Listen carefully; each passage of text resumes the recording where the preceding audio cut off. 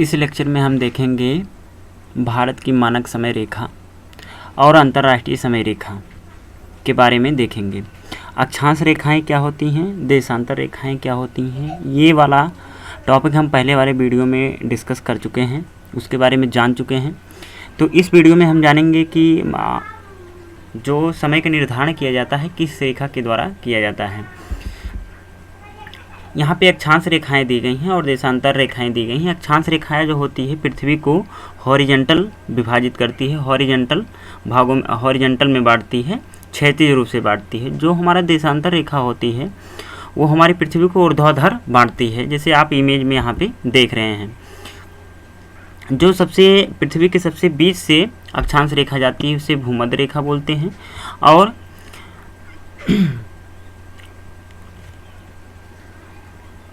भूमध्य रेखा उसे बोलते हैं। यहाँ पे हम देखते हैं कर्क रेखा, ट्रॉपिक ऑफ कैंसर। कर्क रेखा भारत के 8 राज्यों से होकर गुजरती है। यहाँ से कोई ना कोई क्वेश्चन एग्जाम में फंसता है। जितने भी इम्पॉर्टेंट पॉइंट हैं उन्हीं पॉइंट को इस वाले लेक्चर में लिया गया है, जो आपको पीडीएफ रूप में दिया गया है। यहाँ पे कर्क रेखा, ट्रॉपिक ऑफ कैंसर। कर्क रेखा भारत के 8 राज्यों से होकर गुजरती है। पहला हो गया गुजरात, दूसरा राजस्थान, तीसरा मध्य प्रदेश, चौथा छत्तीसगढ़, झारखंड, पश्चिम बंगाल, त्रिपुरा, मिजोरम। ये हमारे 8 राज्य हैं जिनसे हमारी कर्क रेखा गुजरती है। कर्क रेखा के उत्तर में पड़ने वाला राज्य जो है नागालैंड है। कर्क रेखा के उत्तर में पड़ने वाला राज्य नागालैंड है। भारत की मानक समय रेखा।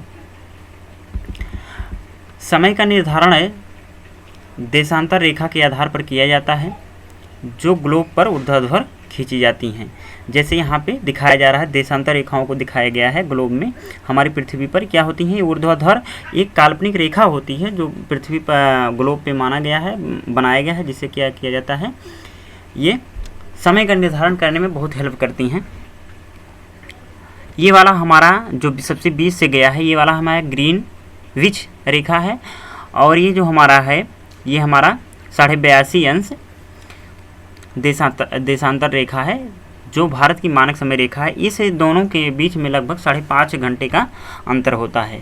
तो IST भारत की समय रेखा है। IST 82.5 अंश पूर्वी देशांतर को भारत की मानक समय रेखा माना जाता है।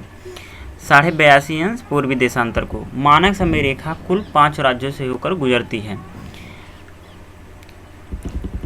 जिसमें से पहला हमारा है उत्तर प्रदेश, दूसरा मध्य प्रदेश, तीसरा छत्तीसगढ़, चौथा उड़ीसा, पांचवा है आंध्र प्रदेश। 82.5 अंश पूर्वी देशांतर रेखा प्रयागराज, मिर्ज़ापुर, नैनी से होकर गुजरती है। GMT 0 अंश देशांतर ग्रीनविच रेखा को अंतर्राष्ट्रीय समय रेखा कहा जाता है। ये वाला जो हमारा है ग्रीनविच रेखा है, जिससे आप फिगर में देख सकते हैं। और फिगर में यहाँ जो 0 अंश के पूर्वी में है उसे पूर्वी देशांतर रेखा बोला जाता है, और 0 अंश के जो पश्चिम में है उधर हम क्या बोलते हैं, उसे पश्चिमी देशांतर रेखा बोलते हैं।